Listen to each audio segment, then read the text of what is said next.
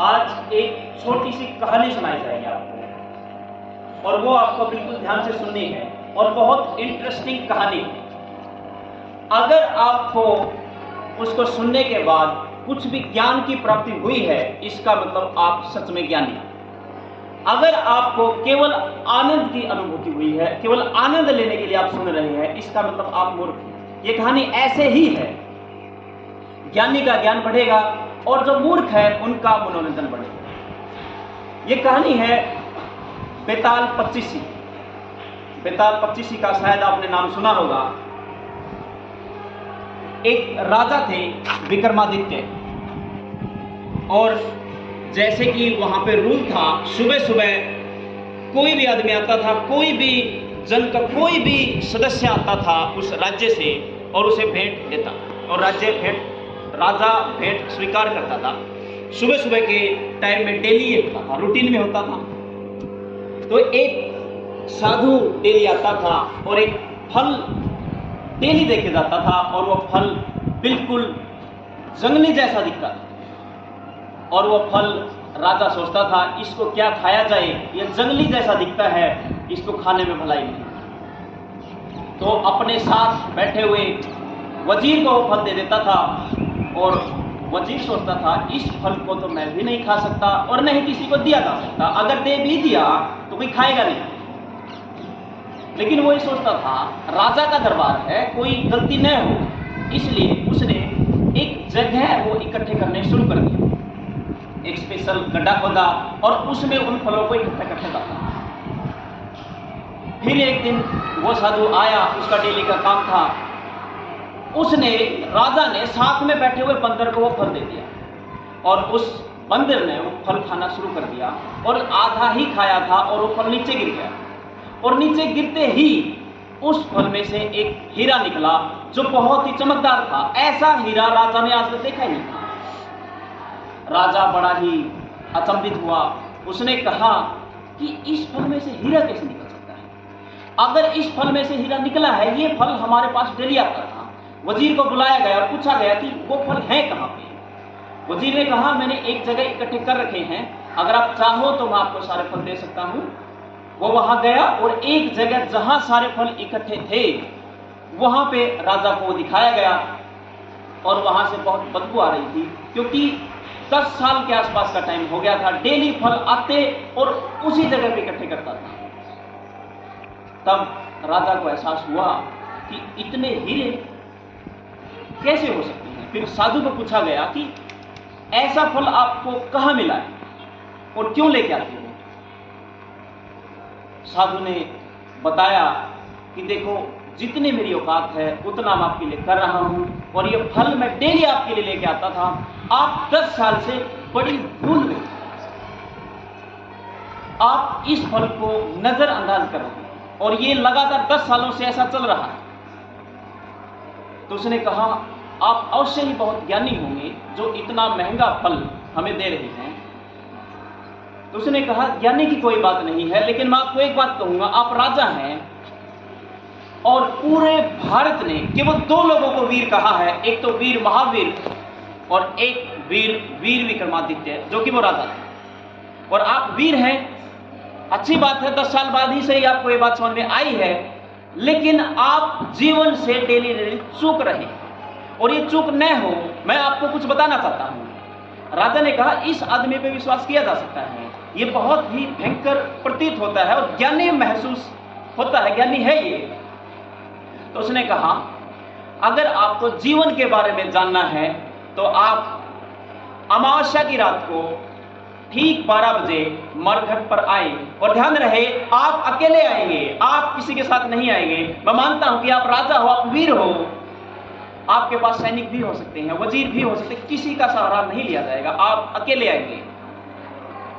तो राजा कहता ठीक है, इस आदमी पे विश्वास किया जा सकता है। तो वो निर्णय कर लेता है ठीक है, अमावस्या की रात को मरघट पे ठीक 12 बजे मैं आ जाऊंगा। लेकिन मैं आपको बता देता हूं, मरघट राजा ने कभी देखा ही नहीं था, और मरघट केवल उसका अर्थ पढ़ने से समझ में नहीं आता है। अमावस्या की काली रात को अगर आप मरघट पे जाके देखेंगे तो वहां जाने के बाद आपको पता लगेगा उसका क्या मतलब होता है। आपको खोपड़ियां मिलेगी, हड्डियां मिलेगी, कंकाल मिलेंगे अलग अलग टाइप के, आवाजें आती हुई मिल सकती है, डर होगा, भय होगा, आत्माएं होगी। वो मरघट का रियल मतलब आपको तभी समझ में आ सकता है जब आप जाओगे। तो राजा ने कहा ठीक है, मैं आऊंगा। और अमावस्या की रात को वो ठीक 12 बजे पहुंच भी जाता है। फिर वहां पे वही साधु एक लाश को लिए हुए वहीं बैठा था और उसको काट रहा था, उसका सिर अलग कर रहा था। और उसने कहा मैं इसका हर अंग अलग करूंगा, तब तक आप यहां से 5-6 किलोमीटर दूर एक पेड़ है, उस पर लाशें लटकी होंगी और उसमें से कोई एक लाश आप लेके आएंगे। ध्यान रहे, रस्सी से लटकी होगी और रस्सी आपको काटनी होगी। आप पेड़ पे चढ़े या नीचे से काटें, मुझे कोई मतलब नहीं है, मुझे वो लाश। तो वो राजा चलना शुरू कर देता है। जाते टाइम साधु एक बात कहता है, बोला ध्यान रहे आप बीच में बोलेंगे नहीं। अगर आपने बीच में एक शब्द भी बोला किसी भी तरीके की, चाहे चीख पुकार हो, तो शायद मैं भी आपकी दोबारा हेल्प नहीं कर पाऊंगा। आप इस बात का ध्यान रखिए। उसने कहा ठीक है, बड़ी कठिन परीक्षा है, बट मैं कोशिश करूंगा कि सफल हो जाऊं। तो वो जब जाने लगता है तो उस पेड़ के नीचे जब पहुंचता है 25 लाशें थी और एक लाश पेड़ पे चढ़ता है और काट देता है और वो लाश नीचे गिर जाती है और नीचे गिरते ही वो लाश खिलखिलाने लगती है। और उस टाइम वीर विक्रमादित्य पागल हो जाता है कि लाश और हंस रही है। ऐसा महसूस होता है जैसे जिंदा है, लेकिन मैं बोल भी नहीं सकता। बोलूंगा तो क्या पता क्या आपत्ति आएगी। लेकिन राजा उस टाइम चुप नहीं रह पाया। राजा ने कहा क्या बात है, बताओ, आप तो मुर्दे थे, आप जिंदा कैसे हुए और हंस क्यों रहे, क्या वजह? तो बोलते ही वो लाश फिर से उसी पेड़ पर जाते हैं, क्योंकि एक रूल था, उसे बोलना नहीं था। चाहे कुछ भी हो जाए, वो बोलेगा तो दिक्कतें पैदा होंगी, समस्याएं आएंगी। और बोलते ही वो लाश फिर से उसी पेड़ पर चली गई। फिर से वीर विक्रमादित्य दोबारा उस पेड़ पर चढ़ता है और एक लाश फिर से ले आता है।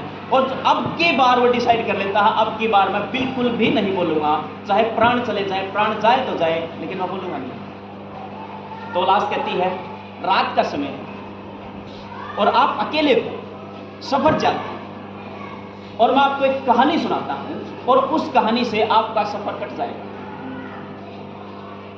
तो राजा बोल नहीं सकता, ना हाँ कह सकता, ना कह सकता, वो गर्दन हिला सकता था। उसने मना कर दिया,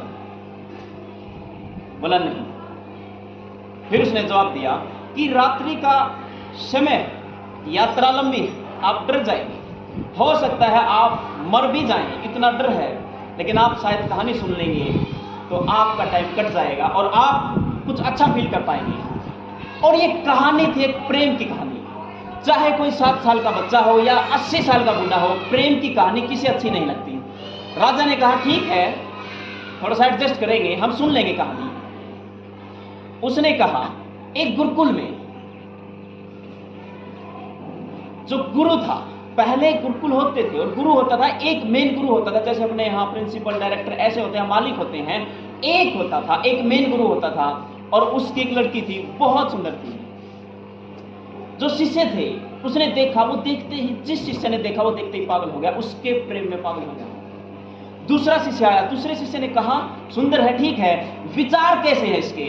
और विचार सुने उसके, बहुत ही कमाल के विचार, बुद्धि बहुत तेज थी और बुद्धि से पागल दूसरा हो गया, वो भी मोह जाल में फंस गया। जब तीसरे को यह बात बताई गई कि ऐसा ऐसा है, बोला मिलना तो मैं भी चाहूंगा, बात करूं ना करूं, लेकिन एक बार मैं उससे मिलना चाहूंगा।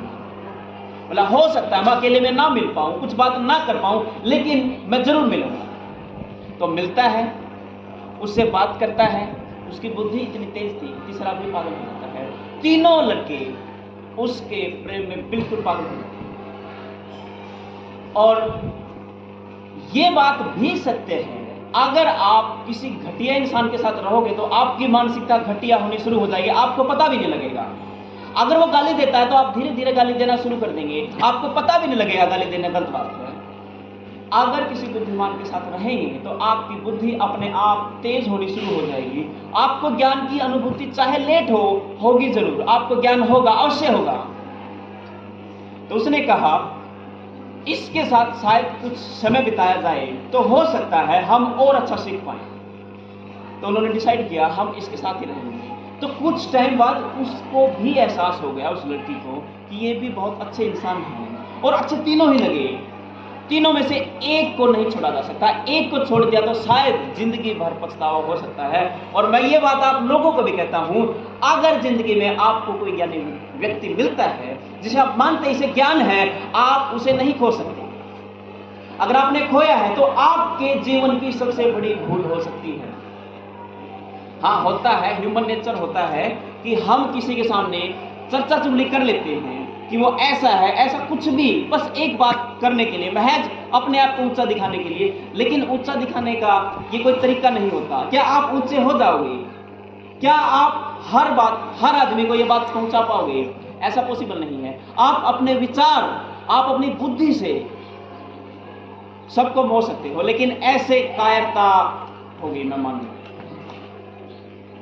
तो उस लड़की को ये एहसास हुआ, एक को भी खोया तो शायद जिंदगी भर पछतावा हो सकता है, मैं किसी को खोना नहीं चाहूंगी। और वो लड़की आत्महत्या कर लेती है, सुसाइड कर लेती है। उसकी वजह ये थी क्योंकि तीन एक साथ मिलेंगे नहीं और एक को मैं लेना नहीं चाहूंगी, एक के साथ मैं रहना नहीं चाहूंगी। इसे ये बात भी पता लगती है, अगर कोई इंसान हमें अच्छा लगता है तो हमें शायद उसको डोमिनेटिंग कैरेक्टर में रखना चाहिए, उसके डोमिनेट करवाना जरूरी है। अगर डोमिनेट नहीं करवाया तो शायद आप उस इंसान को खो दोगे, क्योंकि एक जैसा ट्रीट आप सबके साथ करोगे तो ऐसी पॉसिबिलिटी नहीं है, ऐसी दुनिया नहीं है, आप खो दोगे, आप फिर से अकेले रह जाओगे। फिर उन तीनों का भी इतना जबरदस्त प्रेम उसके प्रति था, उन्होंने डिसाइड किया हम जिंदगी में कभी किसी से प्रेम नहीं करेंगे। एक जहां पर उसे जलाया गया था वहीं बैठ गया, बोला जब तक मैं मरूंगा नहीं, मैं यहीं रहूंगा, इसका कंकाल हो, इसकी राख हो, चाहे कुछ भी हो, मैं यहीं बैठा रहूंगा। एक ने डिसाइड किया कि मैं एक ऐसे व्यक्ति के पास जाना चाहूंगा जिसके पास ऐसा मंत्र हो, इसे दोबारा जीवित किया जा सके, और इसे मैं समझा दूंगा कि कोई बात नहीं, हम मिलकर कोऑपरेट करेंगे, दोबारा जीवन को शुरू करेंगे, कोई बात नहीं, जो भूल हुई है, लेकिन हम दोबारा जीवन को शुरू करेंगे। और जो तीसरा व्यक्ति था उसने कहा जो हुआ सो हुआ, बट मैं अभी भी इसकी सेवा करूंगा जो मैं कर सकता हूं। बोले अब क्या सेवा करोगे? बोले इसकी अस्थियों को डेली मैं गंगा में लेके जाऊंगा और स्नान करवाऊंगा, इसको ये जैसी पवित्र लग रही थी ऐसी ही पवित्रता इसमें होनी चाहिए, और ऐसी पॉसिबिलिटी बन जाएगी, मैं करूंगा, चाहे पवित्रता हो ना हो, लेकिन मैं अपनी तरफ से पूरी कोशिश करूंगा। तो डिसाइड कर लेता है, डेली डेली उसका यही काम था। लेकिन एक दिन जो आदमी मंत्र के लिए निकला था उसे एक ऐसा शख्स मिल जाता है जिसके पास ऐसा मंत्र था, जिसके पास सारी अस्थियां हों, सारी हड्डियां हों, और उनको मिला के और उस मंत्र का जाप किया जाए, कुछ टाइम के बाद वो जिंदा हो जाएगा इंसान, जो भी वो इंसान है, चाहे उसने अच्छे कर्म किए हो चाहे बुरे कर्म किए हो, बस डिपेंड इस चीज पे करेगा। अगर कर्म अच्छे किए हैं तो उसका जीवन फिर से अच्छा हो जाएगा। अब अगर जिसने कर्म बुरे किए हैं उसमें टाइम भी लगेगा, हो सकता है वो जीवित भी ना हो, लेकिन भरपूर प्रयास के बाद जीवन उसका दोबारा चालू हो सकता है, लेकिन टाइम लग जाएगा। या फिर दूसरी पॉसिबिलिटी ये थी कि जो जीवन शुरू होगा उसके बाद दिक्कतें पैदा हो सकती हैं, तो वो दोबारा जीवित हो जाती है और वो राजा से पूछता है अब उसको किससे प्रेम करना चाहिए या विवाह किससे करना चाहिए।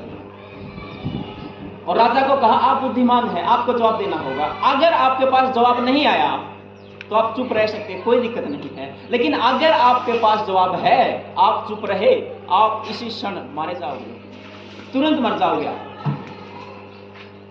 तो उस टाइम राजा बोलने लग जाता है जिसने उसकी अस्थियों को नहलाया, उसका पालन पोषण किया है, वो पुत्र तुल्य है, उसने पुत्र का काम किया है, तो उसके साथ तो उसकी शादी नहीं हो सकती। दूसरा, जो आदमी मंत्र याद करके आया है उसके साथ भी उसकी शादी नहीं हो सकती, क्योंकि उसने उसको दोबारा जन्म दिया है, वो पिता तुल्य है।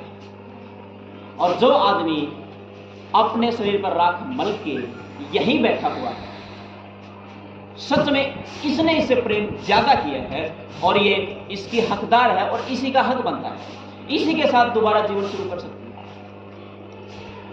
और इतने टाइम बाद राजा भूल गया था कि बोलना नहीं, जैसा कि आप भूल गए थे, वो भूल गया था। फिर से वो लाश जाती है और उसी पेड़ पर दोबारा जाके टंग जाती है। और ऐसे 25 कहानियां, मैं 25 की 25 कहानियां सुना देता हूं, सुना सकता हूं। जैसे पहली कहानी ये बहुत छोटी थी, अगली कहानी आएगी बड़ी होती जाएगी और कहानी में इंटरेस्ट बढ़ता रहेगा। लेकिन अपने पास कुछ लिमिटेड टाइम है, अगर किसी और दिन मौका मिला तो ये पूरी कहानियां जरूर सुनाई। इस कहानी में था क्या, राजा बोला शुरू में, लाश गिरी, पहली बार में तभी बोल उठा, दूसरी बार में थोड़ा सा कंट्रोल करता है कि नहीं बोलूंगा, और तीसरी बार में काफी हद तक कंट्रोल करता है और बिल्कुल पूरी कहानी होने को होती है और लास्ट में राजा से रहा नहीं जाता, क्योंकि वो राजा इतना लीन हो गया था कहानी में, इतना इंटरेस्टेड हो गया था, मजा आने लगा था, वो भूल गया था कि इसके अलावा कुछ चीज चल रही है। आप सोच लो, आपको क्या पता था कि राजा को नहीं बोलना चाहिए था? क्योंकि अपने दिनचर्या ऐसी हो जाती है, हम कई बार ऐसे लोगों के साथ रहने लग जाते हैं, हम जो जीवन की सच्चाई है उसे दूर हो जाते हैं। आपके शायद भी ऐसा हो सकता है, आप यहाँ पढ़ने आते हो, सुबह सुबह सोचते हो कि पढ़ने जाएंगे, लेकिन आप यहाँ इतना अच्छे तरीके से नहीं पढ़ पाते, आपका माइंड सेट नहीं होता। उसकी कई वजह हो सकती हैं, वजह आपको पता होगी, वो वजह भी कभी ना कभी डिस्कस करेंगे। वो ऐसा हो सकता है कि आपका दोस्त आपको बीच में इरिटेट कर रहा हो, आप विचारों की दुनिया में खो गए हों, या फिर आपको किसी टीचर के प्रति कोई स्पेशल ईर्ष्या हो सकती है, दिक्कत हो सकती है, जलन, कुछ भी किसी तरीके से वो मारे पीटे धमकाए या कुछ अन्य तरह की हो सकती है, या किसी दूसरे टीचर ने किसी दूसरे टीचर के खिलाफ कह दिया, आप उसमें ज़्यादा इंटरेस्ट रखते हैं। आपको इन चीज़ों में इंटरेस्ट नहीं रखना चाहिए अगर आप जीवन में सीखना चाहते हैं। तो भूल राजा से भी हुई है, वो राजा था, वीर था, वो भी भूल करता जाता है, भूल होती है। मैं ये नहीं कहता कि आप भूल नहीं करें, आप भूल करें, आप जितनी भूल हो सके करें। विद्यार्थी जीवन यही तो है। अगर आप यही भूल 40 की उम्र के बाद करेंगे तो वो दिक्कतें पैदा कर देंगे। आप जितनी मुश्किलें आएंगी, दिक्कतें आएंगी, आप कोशिश करो सोल्व हो। जितनी भूल है करो, लेकिन ध्यान रहे एक भूल जो हुई है वो दोबारा ना हो। आपको किसी को कुछ कहना पड़े, हो सकता है आप ये सोचें कि हम एक भूल करते हैं और हम स्वीकार कर ले, हम छोटे हो जाएंगे। नहीं, आप बहुत बड़े हो जाएंगे उस टाइम पे। आपने जीवन जीना सीख लिया और जीवन का यही मतलब है। जीवन क्या है? अगर आप जीवन जानना चाहेंगे कि क्या है, क्या हम इसमें सीखते रहें, क्या पूरी जिंदगी हमें सीखने में ही बितानी पड़ेगी? जिंदगी में दुख भी आएंगे, सुख भी आएंगे। अगर आप किसी एक को पकड़ के बैठ जाते हो कि दुख ही मेरे पास रहना चाहिए, सुख ही मेरे पास रहना चाहिए, तो आप जीवन नहीं जी पाएंगे। आप साक्षी बनकर देखते रहें, जो दुख है उसे भी देखते रहें, जो खुशी आई है उसे भी देखते रहें, तो आप शायद अच्छा जीवन तभी जी पाएंगे। क्योंकि यहाँ ना केवल पढ़ना नहीं है, आप पढ़ते हो, केवल पढ़ने का नहीं होता विद्यालय। विद्यालय का मतलब है सीखना। अध्यापक था और एक गुरु होता है। गुरु और अध्यापक में एक डिफरेंस ये होता है, अगर केवल आपको अध्ययन करवाता है, केवल चीजें सिखाता है, किताबों से रिलेटेड सिखाता है, वो केवल टीचर है। लेकिन आपको जीवन की पूरी यात्रा करवानी सिखा रहा है, शायद उसके बारे में ज्ञान दे रहा, तो गुरु। और गुरु और शिष्य में संबंध आपको पता ही है। अगर शिष्य आपको बनना है तो आपको सबसे पहले तैयार होना पड़ेगा जीवन कैसे चलाना है, कैसे सीखना है। और इस चीज की शुरुआत होती है विद्यार्थी जीवन से। आपको कुछ चीजें सीखनी पड़ेगी, उसके बाद आप आगे बढ़ सकते। ज्यादा टाइम नहीं लेंगे, फिर कभी मिलेंगे, फिर किसी और एपिसोड में मिलेंगे। आज के एपिसोड में इतना ही।